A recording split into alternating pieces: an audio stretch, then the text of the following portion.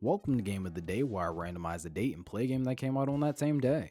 We played today's episode live over on twitch.tv/KingCrown twice and got 1982 for the year with December 21st for the release date. The month was pretty void of confirmed releases, but the closest one was on December 9th with the release of Xevious, which released on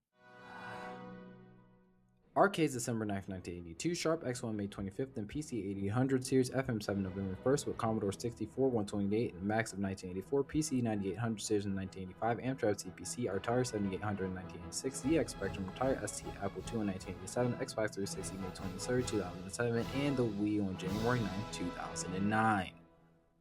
A lot of releases.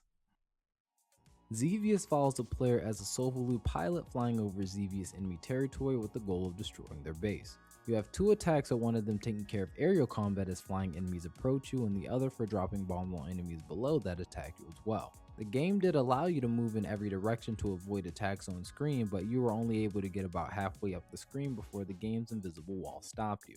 There were 10 plus different enemies that appear either in the air or on the ground, as well as obstacles such as rotating walls you had to avoid, or else you lost a life, and if you lost all three, it was game over. Fear not though, as you could gain lives if enough enemies were defeated to keep your run going. There was a decent amount of difficulty involved as enemy projectiles sometimes blended into the enemies themselves, and your jet flew rather slow, but nonetheless once you got into a flow state or memorized the map so you'd know what would come next, you had a pretty good chance of getting through the game. The game also did offer a 2-player mode, but it was just for taking turns beating each other's score opposed to playing together, which was a bit disappointing.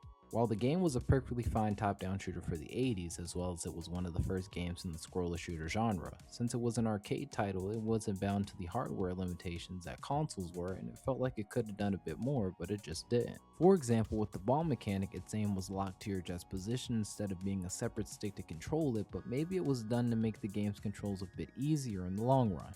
Nonetheless, taking everything into account, I'd have to give this a first flight out of 10. Make sure to follow and leave a comment about what you think of this game, and I'll see you guys in the next one.